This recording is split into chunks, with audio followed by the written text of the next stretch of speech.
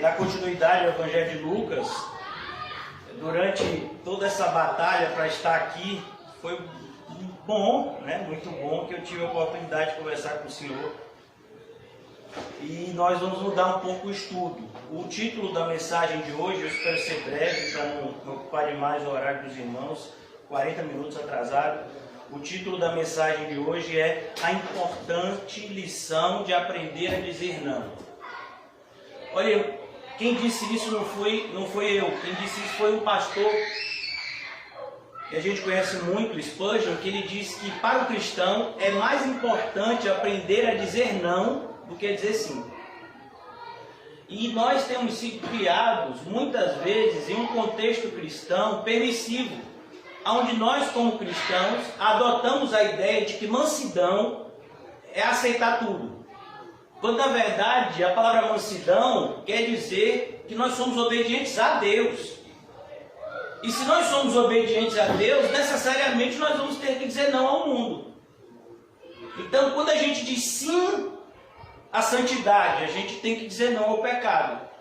Quando a gente diz sim à luz, a gente tem que dizer não à treva. E a gente tem que ser enfático nisso. E muitas vezes nós falhamos. Com a ideia equivocada, Satanás, que se disfarça muitas vezes de anjo de luz, ele usa pessoas próximas, pessoas que muitas vezes parecem inofensivas, e essas pessoas vão ser instrumentos do mal para nos desviar do nosso propósito, porque não percebemos a sagacidade da serpente e não fomos firmes o suficiente para dizer não quando deveríamos. E eu separei alguns momentos da Bíblia que, enquanto eu estava em oração, o Espírito do Senhor veio sobre mim e me mostrou essas passagens da Bíblia. Duas delas, inclusive, incluem o próprio Senhor Jesus. Mas a primeira delas, irmãos, eu gostaria de já começar. Abra comigo em Esdras 4. Vocês sabem que Esdras faz parte da Bíblia. Amém? Graças a Deus. Esdras foi um livro escrito, né? No primeiro momento ele era um só livro com o livro de Neemias. Faz parte dos livros históricos. Vai contar a história justamente do povo que retornou do cativeiro babilônico. E olha que coisa, aqui o livro é de Esdras, mas a história contada aqui é a de Neemias. Neemias estava lá na Babilônia, ele tinha uma função extremamente confortável para ele. Muitas pessoas usam esse texto de maneira completamente equivocada, dizendo que Deus tirou Neemias de copeiro e colocou como governador. Eles deviam dizer assim, tirou Neemias de copeiro e colocou como governador. Porque quando Neemias estava lá, na Babilônia, ele estava seguro, ele estava perto do rei, a sua vida estava em plena tranquilidade. Quando ele foi ser governador, que ele não foi ser governador, ele simplesmente foi administrar a reconstrução da cidade e depois teve que prestar contas ao rei de tudo que estava fazendo, encontrou oposição e a sua vida teve em risco várias vezes. E a gente vai aqui ver uma delas. Vocês sabem que Neemias, ele ficou extremamente, ele ficou muito impactado e sofreu muito em saber da situação da cidade de Jerusalém. Como o templo havia sido destruído, como os muros haviam sido destruídos, e então ele chorou. O rei pergunta a ele diz que ele gostaria que a sua cidade pudesse ser reconstruída, e o rei autoriza, então ele volta para lá. E quando eles estão nessa reconstrução, né, aparece um povo que vocês já sabem, um povo misturado, os samaritanos, que não guardavam os mandamentos do Senhor, embora dissessem que adoravam também ao Senhor. Mas eles queriam adorar o Senhor do jeito deles. Parece os crentes de hoje. Tem um monte de gente que vai dizer, eu quero fazer a obra com você também. Eu também sou crente, eu sou da igreja tal. Eu digo, meu irmão, me perdoe. Se você é da igreja tal, você não é crente não. Porque a igreja tal acredita nisso, nisso, nisso, e isso está errado, segundo a Bíblia. Então eu não posso fazer a obra de Deus com você. Porque nós não servimos ao mesmo Deus. E aqui Neemias, ele passa por essa situação. Olha que coisa interessante. ouvindo, Neemias capítulo 4, Esdras capítulo 4, perdão. Ouvindo, pois, os adversários de Judá e Benjamim, que os que tornaram do cativeiro edificavam o templo ao Senhor, Deus de Israel, chegaram a Zorobabel e aos chefes dos pais e disseram-lhes: deixai-nos edificar convosco, porque, como vós, buscaremos o vosso Deus, como também já lhe sacrificamos desde os dias de Esar-Adom, rei da Síria, que nos mandou vir para aqui. Porém Zorobabel e Josué, né, que é Jeshua aqui, e os outros chefes dos pais de Israel lhe disseram: não convém que vós e nós edifiquemos a casa do nosso Deus, mas nós só a edificamos ao Senhor, Deus de Israel, como nos ordenou o rei Sírio, o rei da Pérsia. Todavia o povo da terra debilitava as mãos do povo de Judá, inquietava-os, e alugaram contra eles conselheiros para frustrarem o seu plano todos os dias de Ciro, rei da Pérsia, até o reinado de Dario, rei da Pérsia. Olha que coisa! Eles queriam aqui, e perdoe o engano, não foi Neemias, foi Zorobabel. Zorobabel, que era o representante, o sacerdote, ele disse: não, aqui não dá não. No templo não dá para você trabalhar não. Porque nós estamos adorando a Deus. E o Deus que vocês dizem adorar é um Deus que vocês criaram segundo as suas próprias conveniências. Então, não, vocês não vão nos ajudar. E o que foi que aconteceu? Então quer dizer que você não quer nossa ajuda? Então a gente vai atrapalhar. E aí começaram a fazer fuxico com o rei e dizer que os judeus estavam fazendo coisas erradas, tramando rebelião, e o rei mandou parar a obra. Olha que coisa! Mas como é importante a gente ter essa firmeza. Eu vejo pessoas, por exemplo, eu conheci uma pessoa que disse que agradeceu a Deus porque a laje da igreja foi batida com dinheiro, comprando de maneira ilegal como é o nome? Que bota a laje? Que bota a laje é o quê? É o concreto, Então eles compraram de maneira ilegal. A pessoa que vendeu o concreto não era dele, era resto de construção. E ele disse: eu vou dar aqui, aí você me dá aqui. Como assim? Na casa de Deus fazendo isso, cambalacho? Gato? Na casa de Deus? E as pessoas: não, mas Deus está honrando. Pessoas que dão conselhos diabólicos. Pastor, por que o senhor não faz assim? E aí a igreja vai dar certo. Por que você não vai por esse caminho e aí vai dar certo? Faça desse jeito e aí vai dar certo. Não, irmãos, a gente precisa entender que dar certo para a gente significa viver uma vida correta aos olhos de Deus. Ainda que aos olhos do homem nós possamos parecer incorretos. Então é importante a gente ter essa firmeza de dizer não. Quando alguém quiser fazer um serviço para Deus com a gente, sendo que a pessoa não é de Deus. Recentemente uma pessoa ficou ofendida porque eu disse isso. Eu disse para essa pessoa, eu digo: você está querendo fazer determinadas coisas, só que você nem frequenta a igreja. Você nem se relaciona com as pessoas da igreja. Você nem sabe quem são os seus irmãos da igreja. E como é que você quer fazer a obra de Deus nessa igreja? Que você nem congrega. Como é que pode? Me diga aí. Quer dizer que para fazer a obra de Deus a pessoa só tem que ter, se tiver dinheiro, inteligência e poder, aí a gente aceita?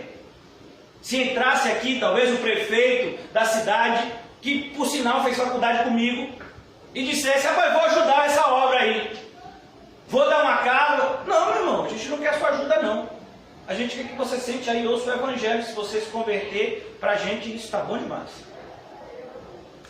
Então temos que ter consciência que tudo que precisamos de fato vai chegar até nós da parte de Deus. E ainda que Deus use ímpios para trazer alguma coisa para a gente, não vai ser para fazer a obra de Deus com a gente. Uma coisa é o ímpio chegar, como a gente já viu o exemplo, são aqueles pássaros que traziam pão e carne para Elias. Qual eram aqueles pássaros? Os corvos. Os corvos eram animais impuros, não é isso mesmo? Então eles traziam pão e carne para Elias. Mas Elias nunca pegou um corvo daquele e sacrificou a Deus. Por quê? Porque não podia.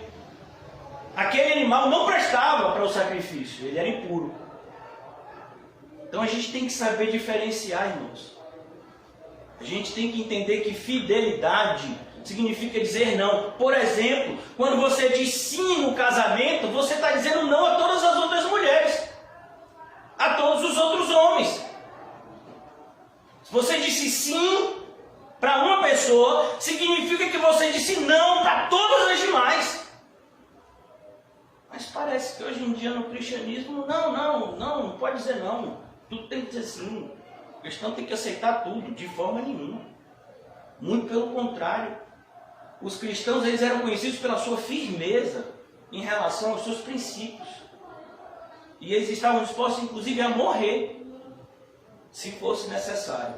A segunda coisa que eu gostaria que a gente notasse também está no livro de Jó. Esse fato também é bastante conhecido. Jó capítulo 2. Jó teve uma postura muito mais prudente do que a postura de Adão, por exemplo. Vocês sabem o que aconteceu com Jó, como Deus, o próprio Deus, escolheu soberanamente pôr Jó à prova. E a gente sabe, ao ler o livro de Jó, que Deus fez isso para abençoá-lo. Então, quando Deus quer abençoar alguém, coloca ele na fornalha. Quem gostou disso, que diz aleluia aqui. Pastor, bora, viu? Esse negócio de fornalha. Depois a gente até diz um aleluia, mas na hora é misericórdia, Deus, misericórdia. Salve, Senhor. Na hora da fornalha, meu filho, que o fogo está pegando, está queimando, cheio de carne, está subindo, queimada. Meu filho. Vocês sentem o cheiro de churrasco e a carne queimada é a sua. Aí você não gosta não. Então Jó, ele estava sendo provado. Seus filhos haviam morrido, ele havia perdido todos os seus bens da noite para o dia. E ele agora havia pego uma enfermidade que não somente dava dor, mas dava mau cheiro. E todo mundo se afastava dele. Até o ponto dele ser rejeitado pela sua própria esposa. Olha que coisa! E a sua própria esposa disse algo para ele. Olha aqui no versículo 9. Então disse a sua mulher. Então sua mulher lhe disse. Jó 2:9. Ainda retens a tua sinceridade? Amaldiçoa a Deus e morre. Olha o conselho. Rapaz, se mata. Você está vivo por quê? O que você está fazendo nesse mundo? Bora, rapaz, se mata logo para eu mandar Paulinho lhe enterrar. Aproveita que ele é coveiro, ele vai conseguir um desconto, vai que daqui a pouco promove ele para outro lugar. Não, aproveita que ele ainda está lá, trabalhando como coveiro, para ele fazer o enterro. Amaldiçoa o seu Deus e morre. Já imaginou isso, irmão? No momento de mais fragilidade da sua vida, você ouvir isso da pessoa mais próxima de você. É por isso que esse sofrimento de Jó está por último, porque foi o maior de todos. Imagine, todo mundo me abandonou, mas a minha esposa, eu creio que ela vai me ajudar no meu sofrimento. Não, meu filho. Amaldiçoa o teu Deus e morre. Aí o que é que a gente diz? Sim, eu vou amaldiçoar Deus, pode fazer minha forca, vou me enforcar igual a Judas. Vou lhe liberar, que eu morto, você pode casar com outro. Foi isso que Jó fez? Não. Olha a resposta de Jó. Não! Mas ele lhe disse, não, e Jó foi duro, Jó foi incisivo, assim como foi incisiva a afirmação dela. Perceba que a resposta, ela é proporcional à pergunta. Como qualquer doida, assim falas tu. Jó está dizendo, você está falando como uma pessoa que não está pensando direito. Eu não vou seguir. Você vai seguir o conselho de um maluco, irmão? Seja sincero. Você vê um camarada na rua, daqueles assim, sabe, que você sabe que ele tem problemas psiquiátricos. A gente, esse tipo de gente gosta muito de vir frequentar a nossa congregação. A gente já teve alguns desses, né? Então, de repente, aquela pessoa lhe dá um conselho, né? E você vai seguir? José, por que você não pega o seu carro, José, e pinta de rosa-choque? José, Socorro, Jesus. Rapaz, a gente podia pintar o cabelo de quinho de louro. Para chamar mais atenção para o evangelho. Não é não, gente? Vamos fazer alguma coisa diferente aqui. Vamos fazer um dreadlock no cabelo de Ederval. Daqueles de Rastafari até o pé. Por que não? Para poder chamar atenção para o evangelho. Então, a gente tem que tomar cuidado com o que a gente escuta, irmão. E o que a gente escuta. Tem coisa que a gente diz, não! Esses dias eu estava lá no meu prédio e eu achei isso interessante. E eu nem sou de falar muito assim. E tem um senhor no meu prédio, eu falo senhor por respeito, mas é uma pessoa que, apesar de ter quase 60 anos, acha que é jovem, né?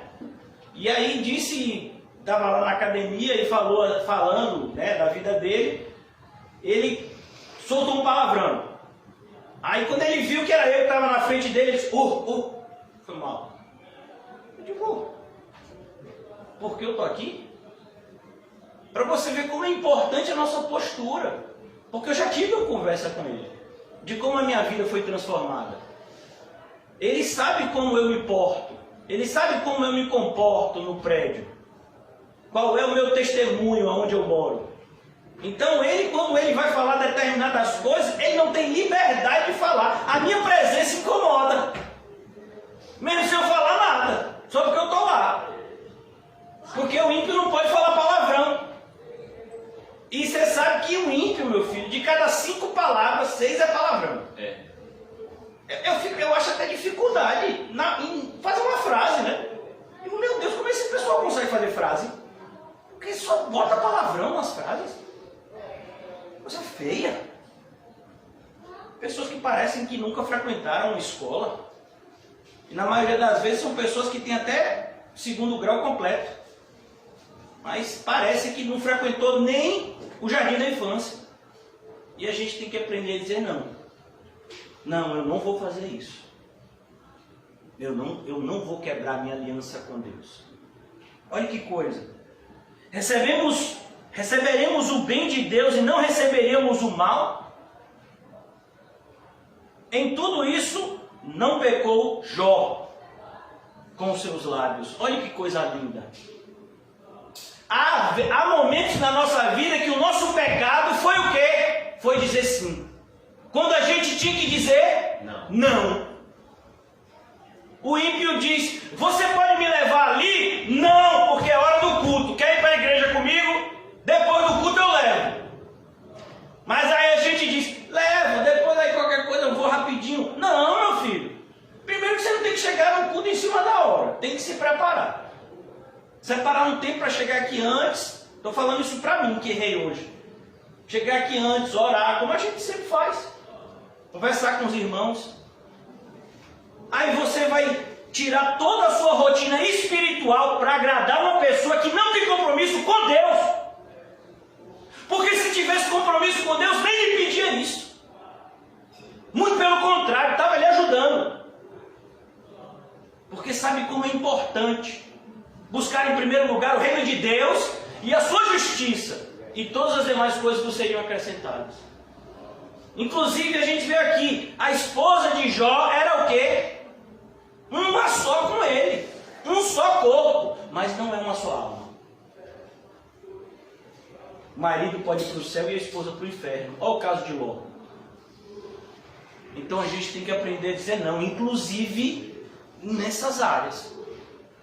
Se por acaso for necessário, não! Eu não vou fazer isso. Então eu vou me separar. Não posso fazer nada. Mas eu é que não vou me separar de Deus.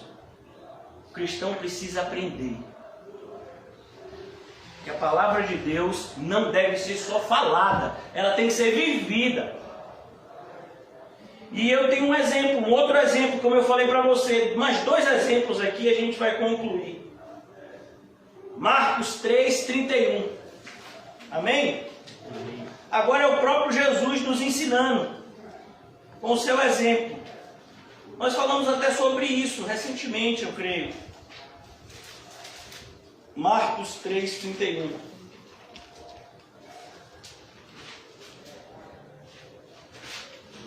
Marcos capítulo 3. Olha que coisa interessante.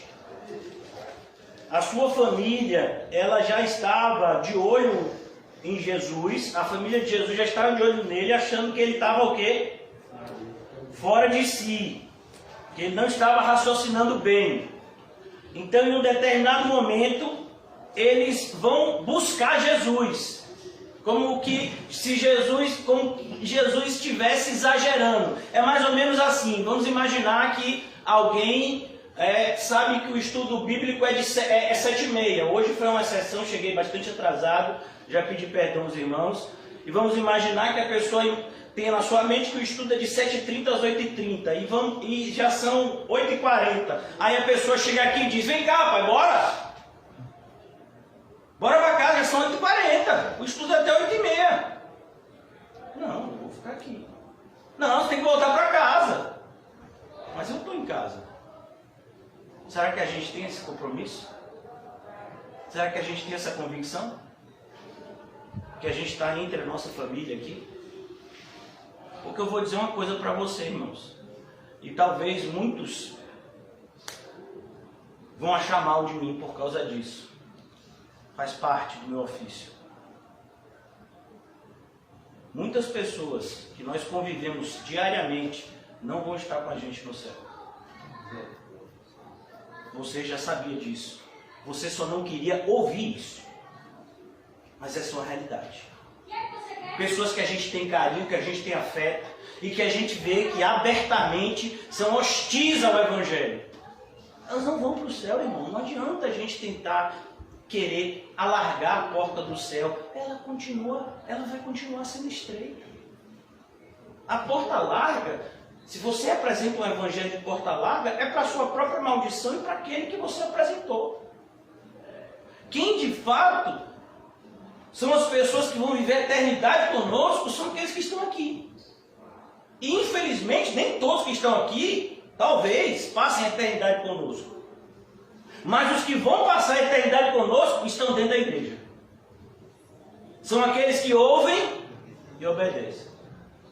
Então é importante a gente aprender a dizer não, inclusive em relação aos nossos próprios parentes. No capítulo 14 de Lucas, o Senhor Jesus diz: uma multidão seguia ele, uma multidão. Ele diz: esse pessoal não está entendendo nada. Esse pessoal está achando que o evangelho que eu estou apresentando é um evangelho de oba-oba. Deixa eu dizer para eles aqui o que é evangelho. E Jesus então diz: todo aquele que não renuncia pai e mãe, pai e mãe, mas não tem um mandamento, honra pai e mãe, é o primeiro mandamento com promessa para que tudo lhe vá bem? A melhor forma de você honrar o seu pai e sua mãe é amar a Deus acima de todas as coisas. Glória a Deus.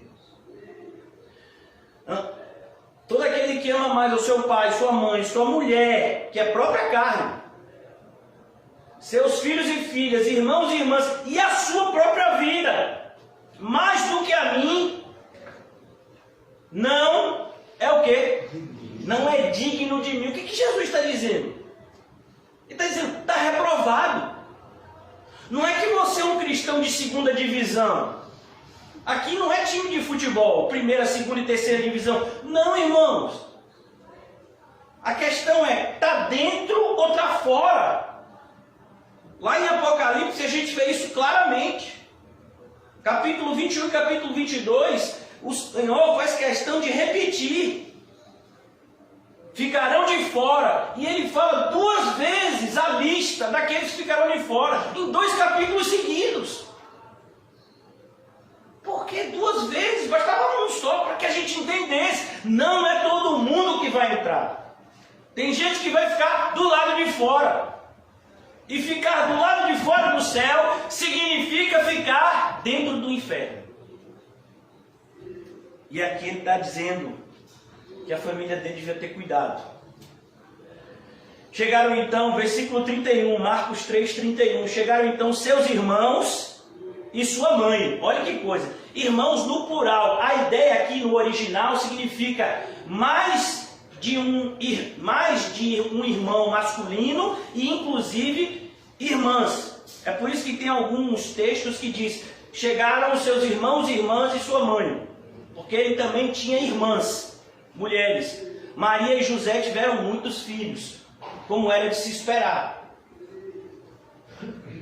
Chegaram então seus irmãos e sua mãe, e estando de fora, mandaram-no chamar. E a multidão estava assentada ao redor dele, e disseram: eis que a tua mãe e teus irmãos te procuram, estão lá fora. Ó, a multidão, a própria multidão da igreja, diz o quê? Ô, meu irmão, sua mãe está ali fora, seu irmão está ali fora, sua esposa está ali fora, está dizendo para você adiantar logo para você ir. E aí, você vai dizer o quê?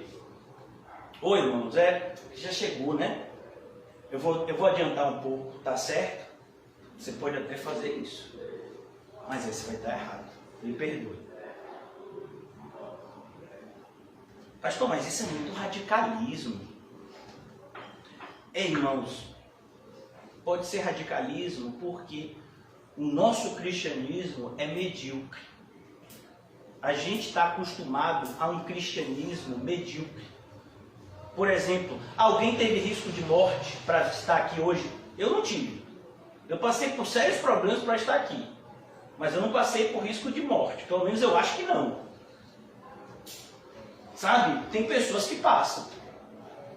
Ainda hoje, no século XXI, em determinados lugares do mundo, tem pessoas que vão para uma reunião como a nossa, que eles fazem de maneira escondida, e eles sabem que se descobrirem a reunião, vão matar eles.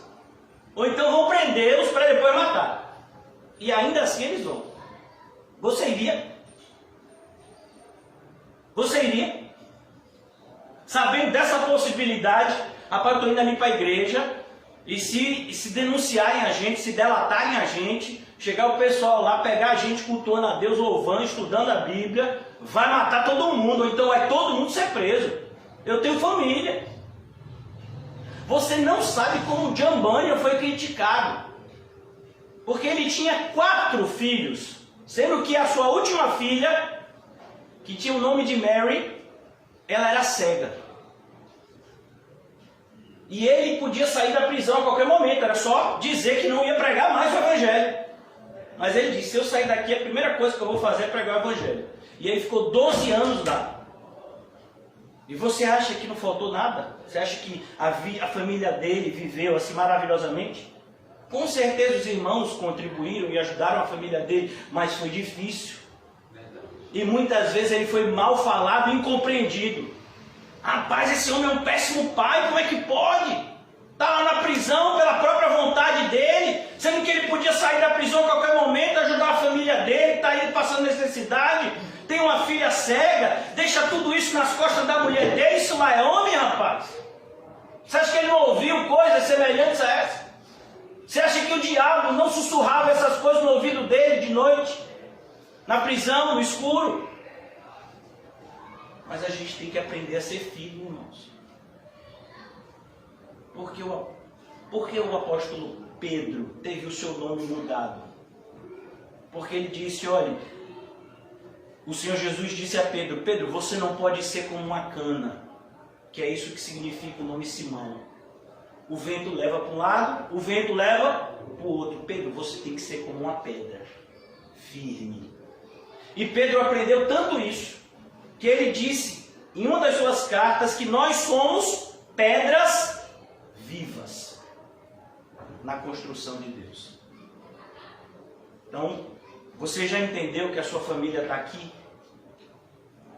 Sabe, eu fico triste porque tem muitos irmãos nossos, e eu estou chamando de irmãos pela fé, que nunca entenderam isso. E acham, inclusive, isso loucura. Ô pastor, mas é Natal, é Dia das Mães, a gente tem que estar com a família, né? Também acho. Você não está na sua família aqui, não? Glória. Se você não sente que sua família está aqui, então você ainda não entendeu o que significa ser igreja. Então você não entendeu, por exemplo, o significado da ceia do Senhor. Por que você acha que Paulo reprovou a igreja de Coríntios nessa área? Então a gente precisa ter essa sensibilidade de dizer não, inclusive para os nossos familiares em determinados momentos. Olha que coisa interessante. Eu vou pegar mais um exemplo de Jesus nessa área. A Bíblia tem alguns, mas eu vou pegar mais um só. Abram comigo em João, Evangelho de João, capítulo 7.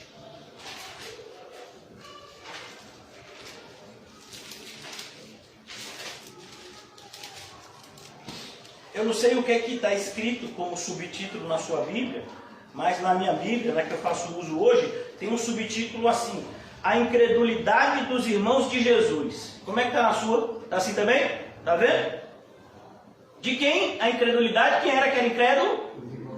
Mas como assim? Viram ele crescendo. Você já imaginou? Você vê uma pessoa com 5 anos e ele não peca. Ele tem 10 anos, ele não peca. Ele tem 15 anos, ele não pecou. Irmãos, você já esteve do lado de uma pessoa que busca viver uma vida santa? E olha que mesmo a gente, buscando viver uma vida santa, a gente vai cometer pecados. Imagine Jesus que nunca pecou. E os irmãos viam isso nele, as pessoas viam isso nele. Mas olha como ele trata as pessoas. Mas olha como ele trata a Deus. Olha como ele se posiciona no dia a dia dele, porque ele viveu uma vida normal até os 30 anos. E os seus irmãos viram isso. Mas você sabia, irmãos, que todo aquele que não é santo, quando vê alguém se santificando, fica com raiva e inveja. Aí está vendo aí? Fariseu. Por que fariseu? Porque está querendo se separar para Deus? Fariseu, irmãos, é um adjetivo para quem quer se separar para Deus com hipocrisia. Mas uma pessoa que está fazendo isso em sinceridade de coração. Por exemplo, como João Batista. Não vou me misturar. Vou viver no deserto, vou comer gafanhoto, mel silvestre, vou viver para Deus. É um maluco. É um doido. Tem demônio. Não dizia isso dele? Não come, não bebe, é um maluco. Aí Jesus vem, come e bebe sem pecar. E dizem o quê? Tem demônio também. Porque a questão é, se você procurar viver uma vida santa, aqueles, mesmo dentro da igreja ou fora, que não querem viver uma vida santa, vão apontar o dedo para você e vão dizer, você é um maluco. Ou então você é um hipócrita. Por quê? Porque não quer viver uma vida santa também. Quem não quer viver uma vida para Deus, não entende quando a gente escolhe isso. Quem não bota Deus em primeiro lugar, nunca vai entender o fato de você colocar Ele em primeiro lugar. E vai achar que isso é exagero. Mesmo os nossos familiares, mesmo os nossos amigos, mesmo pessoas próximas que trabalham conosco há 10, 20 anos, que nos conhecem, eles não vão entender se eles não forem visitados pela mesma graça. Então aqui a gente vai ver, é o último exemplo que eu vou dar hoje. E depois disso, Jesus andava pela Galileia e já não queria andar pela Judéia, pois os judeus procuravam matá-lo. Jesus tinha medo de ser morto pelos judeus? Não. Jesus estava fazendo o que ele havia ensinado: não dê pérolas aos porcos e nem as coisas santas aos cães. Se o pessoal não quer me ouvir, está querendo me matar, eu não vou pregar lá, eu vou pregar onde o pessoal quer me ouvir. Isso é simples. Estava próxima a festa dos judeus, a festa dos tabernáculos. Todos vocês conhecem já. Eles armavam tendas e celebravam o período em que Deus abençoou eles no deserto. Disse-lhe, pois, seus irmãos, olhe, seus irmãos, sai daqui, vai para a Judéia, para que também os teus discípulos vejam as obras que fazes, porque não há ninguém que procure ser conhecido, que faça coisa alguma em oculto. Se faz estas coisas, manifesta-te ao mundo. Olhe, quando um ímpio, até um parente nosso, dá um conselho em relação ao nosso cristianismo, irmão, já é um alerta que não é para fazer aquilo. Rapaz, se você quer ser um crente de verdade, por que você não entra num seminário teológico? Você não quer ser pastor, rapaz? Então vamos fazer um seminário reformado. Como tem um amigo seu que está fazendo, aproveita e já emenda logo o mestrado. Aí agora você tem respaldo. Não, meu filho é um seminarista, está se preparando aí. Vai ser um congressista, vai escrever livros, vai ser uma pessoa influente no meio teológico, na cena teológica do nosso país. Olha como é bonito falar isso, né? A cena teológica. Não, fulano vai lançar um livro ali, ó. Fulano vai para um congresso ali, quase 2.000 pessoas. Não, fulano ele é professor de um seminário, é respeitado. Você conhece algum apóstolo que teve essa história? Jesus teve essa história? Mas é o conceito que o pessoal quer dar para a gente. Ele quer que a gente use Jesus para se dar bem. Não, Jesus já fez o bem para mim.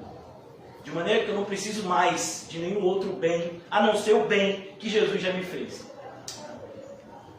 A resposta é, eu já fui abençoado com toda sorte de bênçãos espirituais nas regiões celestes.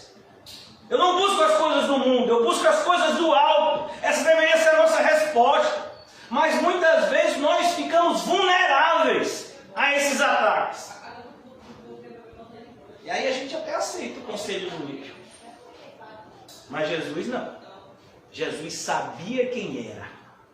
Você sabe quem é?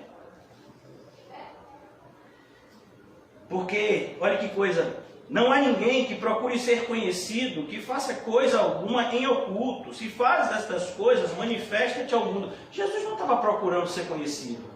Jesus veio aqui fazer a obra do Pai. Uma fome eu tenho, qual é? Fazer a vontade do Pai que está no céu. Mas pastor, vamos fazer o seguinte, para a igreja crescer e ficar conhecida. A gente não quer que a igreja fique conhecida. Você quer? Mas pastor, vamos fazer assim para a igreja ficar grande. Você quer isso? Eu não sei se você notou, a igreja foi diminuir ao longo de 10 anos. A gente estava num imóvel de 200 metros quadrados e a gente está em um de 50 metros quadrados, se tiver muito.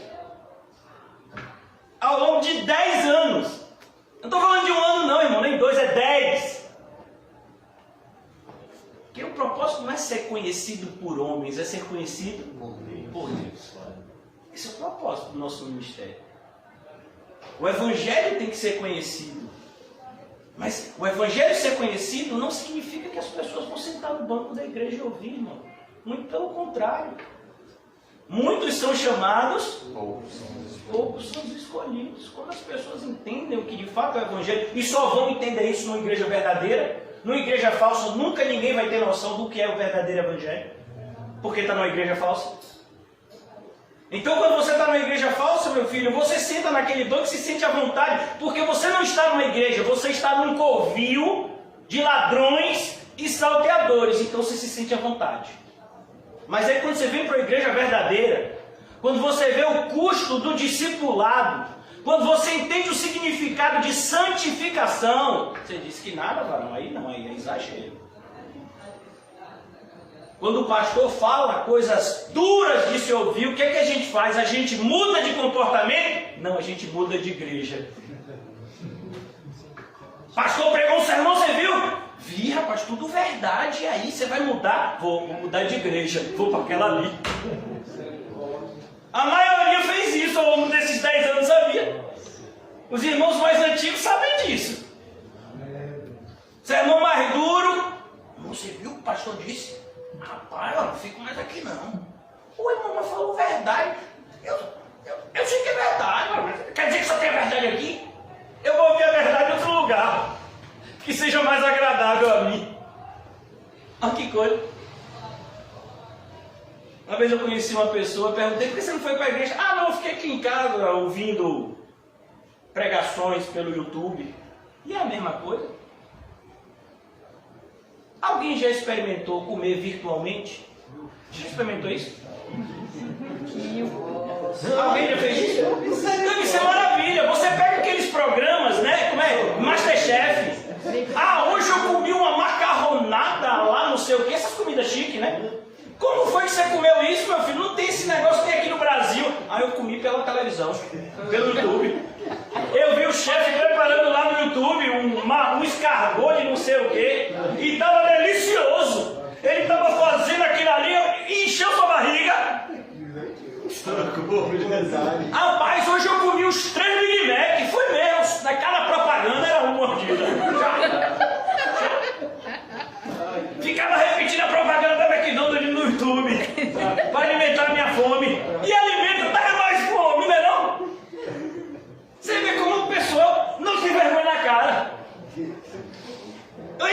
A pessoa que diz que quer buscar Deus virtualmente, vê se ela quer receber dinheiro virtual. Oh, Senhor. Hein? Se no final do mês o seu empregador vier com aquele dinheiro do banco imobiliário e te disser assim, não vou lhe pagar 1.000, não vou lhe pagar 3.000, mas é do dinheiro do banco imobiliário. E aí, você aceita? Por que não? Uma boa ideia. Então, irmãos, agora para Deus pode ser virtual, não pode? Não pode ser virtual para Deus? Para Deus pode. Ah, não, fiquei em casa, assisti um culto assim, alimentei. Foi mesmo. Então começa a se alimentar. Vai os programas aí que a pequenininha deve estar vendo aqui, que a Leninha deve estar vendo para aprender a fazer bolo. Então aprenda com ela e aproveita e enche o pança pelo computador. Olha a nossa incongruência, a nossa contradição, né? Eu me alimento espiritualmente, que é mais difícil, virtualmente. Mas fisicamente eu me alimento virtualmente? Não, varão, aí não. Aí pegou pesado. Minha feijoada? Minha feijoada eu tenho que sentir o cheiro, varão. Eu vejo pelo cheiro se tá bom. O feijão tá lá, tem 40, 50 minutos. Como é que você sabe que tá no ponto? Pelo cheiro. Quando a carne bateu no ponto, pode tirar, viu? Pode desligar o fogo. Como é que você sabe que o churrasco está no ponto, hein, irmão? Que você pega aquela picanha, que corta ela aqui assim, hein? Uma picanha proteína. Pega aquele... Vamos pegar um peito de frango, então. Quando você pega aquele peito de frango fofinho, aí dá aquela cortadinha assim, que bota na boca, chega derrete. Você já comeu peito de frango assim? Que eu faça não. Não. Quem já comeu... Eu vou falar disso, só comida boa. Salmão. Um salmão grelhado. Eita Deus. Imagine. Manda, pai. Não, meu filho, você vai ver no YouTube. E aí você vai se alimentar. Rapaz, hoje eu comi demais. Eu vi um programa aí, eu tinha um salmão grelhado, o outro tinha não sei o que. Rapaz, comi tanto salmão que estou empanturrado. Aonde? No YouTube. Ah, que loucura, irmão. Os irmãos de Jesus queriam dar esse conselho. Rapaz, fica famoso. Não é para você ficar famoso, você não está dizendo que é o Messias. A gente não acredita não. Mas se você está dizendo que é, então pelo menos fica famoso. Vai ficar nessa besteira? De ser humilhado pelos outros? Não, você tem que aparecer, tem que fazer propaganda, marketing. Versículo de número 5. Porque nem mesmo os seus irmãos... E aí? Dá para você, irmão? Você acha que os seus parentes que não são crentes, você acha que eles acreditam no seu Deus? Não. Você acha que eles acreditam no seu Deus? Eles até dizem que acreditam. Mas se eles acreditassem, eles estavam vivendo como estão vivendo? Porque se eles acreditassem naquilo que a gente acredita, eles sabiam que aos olhos de Deus eles estão reprovados. Porque a fé sem obras é morta. Então você diz que acredita em Deus, mas não coloca Ele em primeiro lugar, não busca Ele, você rejeita aqueles que buscam Ele, você está dizendo que acredita em Deus, então essa sua confissão de fé, ela mesma está te reprovando.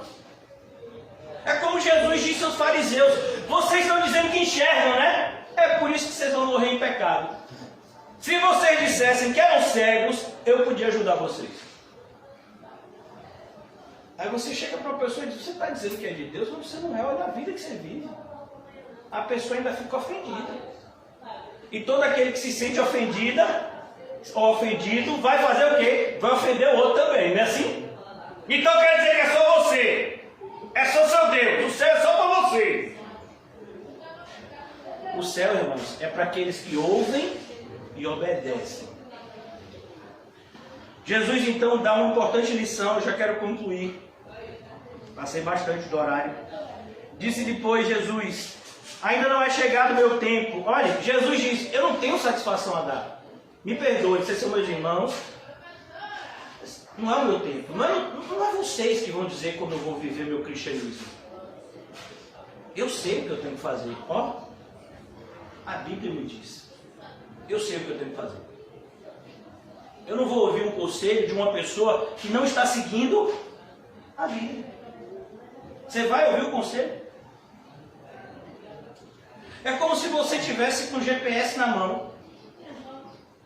Hoje em dia, né, todo mundo tem esse Google Maps, tem também um outro programa chamado Waze, né? Você está lá e ele está dizendo, ó, dobre à direita. Aí fulano diz, não, pai, conheça a rua, dobre aqui à esquerda. Não, meu irmão, aqui está dizendo, dobre à direita. Então a Bíblia está dizendo, vá por aqui. Falou, não, rapaz, se você for por aqui, você vai quebrar a cara, vá por aqui. Não foi o primeiro obstáculo, um dos primeiros, né, que o peregrino enfrentou, o cristão. Sabedoria segundo mundo. Ah, quer dizer que você está indo para a cidade celestial? Ela nem existe, rapaz. Não, ali tem uma cidade, ali tem moralidade, civilidade, vá para lá que o negócio vai ser bom. E lá ele encontrou o quê? Fogo e destruição. E o evangelista foi lá atrás dele. O que você está fazendo aqui? E ele ficou o quê? Envergonhado. Então os irmãos de Jesus não entendiam. E Jesus disse, não é chegado o meu tempo. Não! Olha a importância de dizer o quê? Não! Os irmãos de Jesus dizendo, vai, eu disse, não vou não. Não é chegado o meu tempo, mas o vosso tempo. Mas o tempo de vocês está pronto. O mundo não vos pode aborrecer, mas ele me aborrece a mim, porquanto dele testifico que as suas obras são más. Por quê? As pessoas ficam com raiva de quem é crente de verdade. Porque a nossa vida demonstra que as outras pessoas que não querem viver o cristianismo verdadeiro não têm compromisso nenhum com Deus. Por que o pessoal fica chateado que a igreja está aberta na pandemia? Por quê? Porque cada vez que uma pessoa liga e vê que a igreja está funcionando normalmente, mesmo naquelas épocas que estava tudo fechado, eu não estou lá, mas tem gente que está. Meu cristianismo não é igual ao dele, não. E agora? Como é que vai ser isso? Eu quero concluir com um texto que todos vocês sabem. O texto é tão atual quanto o nosso. Um sacerdote que via as pessoas fazendo coisa errada, e essas pessoas não eram qualquer pessoas, eram seus próprios filhos, fazendo coisa errada e não fazia nada. Então o Senhor via até ele e diz, aos que me honram, eu honrarei. Aos que me desprezam, eu desprezarei. Então, irmãos, diante disso, eu quero concluir na noite de hoje, fazendo esse questionamento para mim, em primeiro lugar, que tive uma importante lição hoje. A gente vai honrar a Deus ou o mundo? A gente vai dizer sim e não para quem? Porque, como eu disse a vocês, se eu disser sim para Deus, eu vou ter que dizer não para o mundo inteiro. Ou vocês não leram a carta de Tiago? Tiago, naquela carta, ele está muito chateado com a igreja. Vocês estudaram a igreja com a atenção que ela merece. Ele diz, adúlteros e adúlteras. Por acaso vocês não sabem que aquele que se constitui amigo do mundo se tornou inimigo de Deus? E aí, quem é que vai ser para você? O mundo ou Deus? Olha a importante lição de dizer não. Que o Senhor nos ajude, irmãos. Não somente a ter discernimento, mas a ter fé. Para poder nos posicionarmos firmemente nas nossas atividades diárias, que é onde nós demonstramos se verdadeiramente temos fé ou não. Dizer que tem fé na igreja é fácil. Dizer que tem fé de maneira abstrata é fácil. Eu quero ver você dizer que tem fé no dia a dia. Mas quando você quando alguém pisa no seu pé, quando alguém te rouba, quando alguém te maltrata, quando você é tentado a maltratar alguém, nesses momentos, quando você é tentado a ser avarento, porque você está preocupado com o amanhã, uma das principais razões para a avareza é a preocupação do amanhã. Faz com que a gente retenha. Por quê? Porque sabe como é, né? Amanhã, você não sabe nem se vai ter amanhã. Como foi aquele homem que construiu o celeiro e guardou e disse agora estou feito? Ele teve amanhã? Não. Hoje virei buscar a tua alma. E o que você preparou? Para quem será?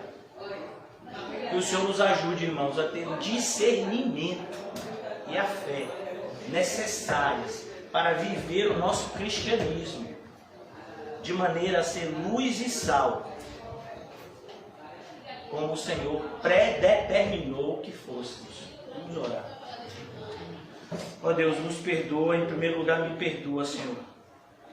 Me ajuda, Senhor, a dar um bom testemunho no meio da congregação. Ajuda-nos, Senhor, a viver vidas santas, que evidenciem que o Deus que nos salvou é um Deus santo, santo, santo, e que sem santificação ninguém verá o Senhor. Ajuda-nos a entender que ser santo é ser separado, e portanto nós precisamos aprender a dizer não para os constantes ataques do mundo. Como o Senhor nos ensinou na tua palavra, quando começamos a correr a carreira que nos está proposta, nós precisamos nos livrar do pecado que tenazmente nos assedia. Precisamos dizer não